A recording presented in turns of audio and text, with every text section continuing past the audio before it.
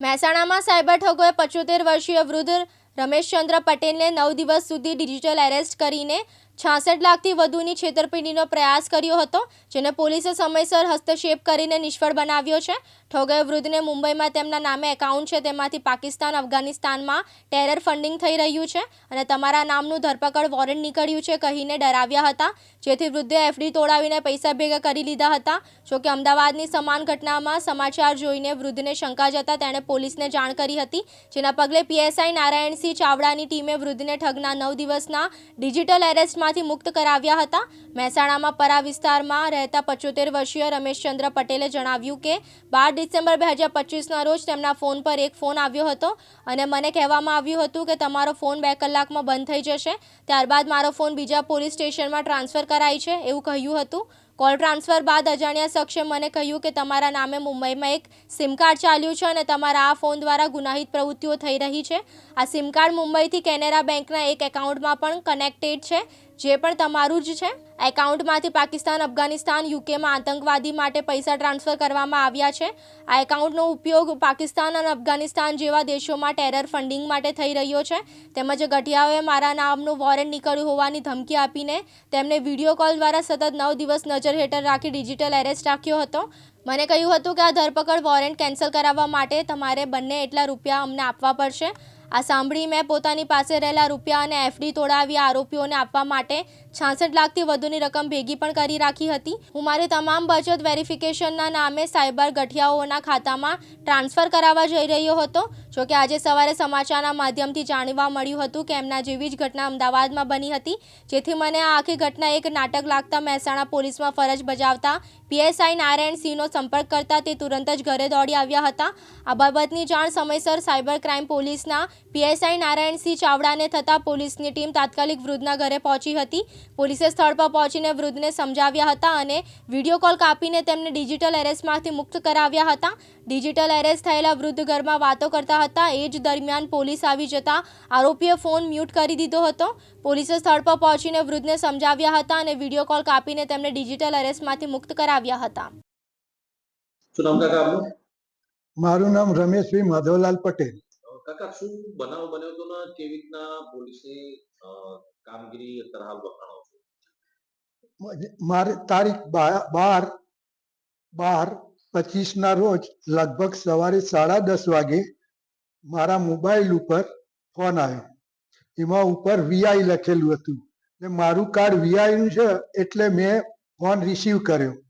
એટલે મને કહેવામાં આવ્યું કે તમારો ફોન 2 મહિના પછી 2 કલાક પછી બંધ થઈ જશે. એટલે મેં કીધું કેમ બંધ થઈ જશે? એટલે એને કીધું કે પોલીસ સ્ટેશન ઉપરથી અમને સૂચના આપવામાં આવી છે. એટલે મને કહે કે જો તમારે પોલીસ સ્ટેશને વાત કરવી હોય તો હું કરાવી દઉં.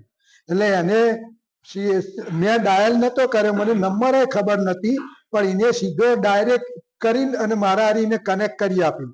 એટલે ત્યાંથી કોઈક મેડમ બોલ્યા કે હું કોલાબા પોલીસ સ્ટેશનથી બોલું છું, તે બોલો શું ફરિયાદ હતી? એટલે પહેલાં મેં કહ્યું કે મારું એ વીઆઈ વાળાનું એમ કહેવું છે કે તમારો ફોન 2 કલાક પછી બંધ થઈ જશે અને તમારા નામે એક બીજું કાર્ડ મુંબઈમાં છે. એટલે એને મને નંબર આપ્યો. એટલે પછી મેં મેડમને એ નંબર આપ્યો અને એમને મેં કમ્પ્લેન નોંધાવી કે ભાઈ મારું આવું કોઈ કાર્ડ મેં લીધું નથી કે કોઈ હું વાપરતો નથી.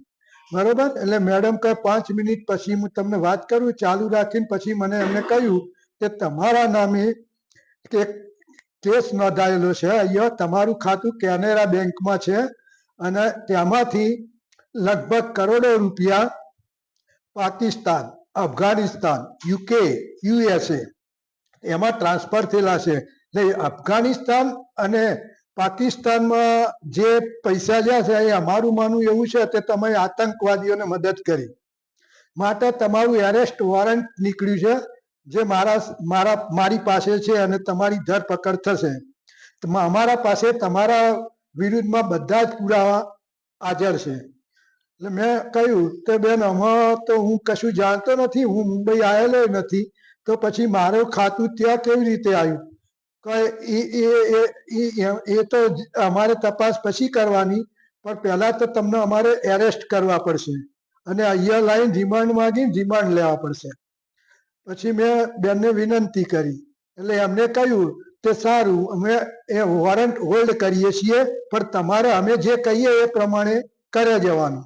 એટલે મેં કીધું સારું. એટલે એમને કહ્યું કે તમારા પાસે જે બી એફડી હોય, મ્યુચ્યુઅલ ફંડ હોય કે જે કંઈ પૈસા હોય એ બધા તમારું ખાતું ક્યાં છે? મેં કીધું બેંક ઓફ બરોડામાં. તો બેંક ઓફ બરોડામાં તમે એ ખાતામાં બધા જ રૂપિયા જમા કરાવી દો.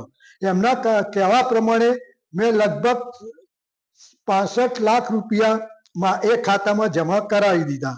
પછી એમને એવું કહ્યું કે અમે હજી કેટલા રૂપિયા બાકી છે? એટલે મેં કહ્યું કે હજી 10 લાખ રૂપિયા કદાચ આવશે, એફડી જમા થઈ ગયેલી છે. એટલે એમને કહેવું એવું હતું કે તમારે સોમવાર અથવા મંગળવારે અમે GRTS ફોર્મ જે આવે છે, RTGS ફોર્મ, એ ફોર્મનો એક નમૂનો ભરીને તમને મોકલાવીશું.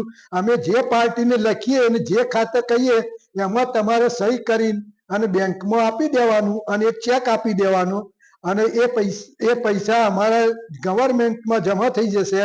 અને જ્યારે બી તમે નિર્દોષ છૂટશો તો તમને તમારા પૈસા વત્તા ઇનામના પૈસા તમને પાછા આપવામાં આવશે.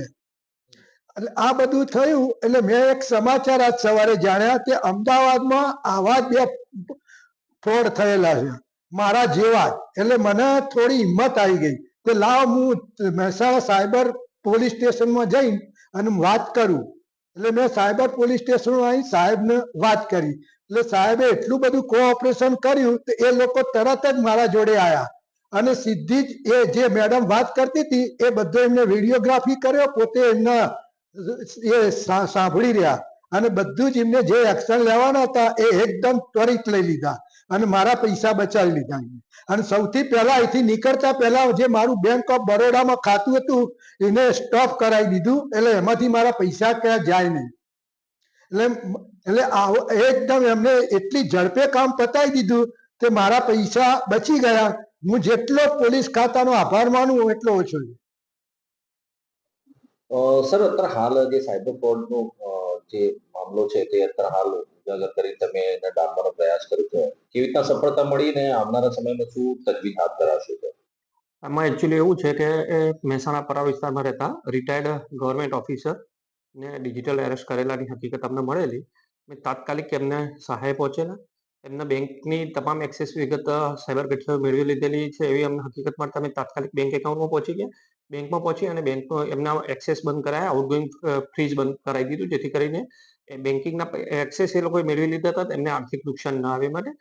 ત્યારબાદ તરત જ એમને સાંત્વના આપેલી છે. એમને કોઈ આવી રીતે કોઈ ખોટી રીતે ડિજિટલ એરેસ્ટ કરેલા છે અને ખોટી ધાકધમકી આપે છે અને પોલીસ નકલી પોલીસ હોવાની છે શક્યતા રહેલી છે એમને સમજાવેલા છે અને એમના આઘાતમાંથી બહાર કાઢેલા છે અને હાલ તેઓ સ્વસ્થ છે અને એમને કોઈ બીજું આર્થિક નુકસાન ન જાય અને પોતે સ્વસ્થ રીતે રહે એ માટે અમે એમને આશ્વાસન આપેલું છે અને અમે એમની પૂરતી સહાયમાં મદદ કરેલી છે. સર સતર્કતાના કારણે કેટલી રકમ બચી છે અને આગળની રણનીતિ શું?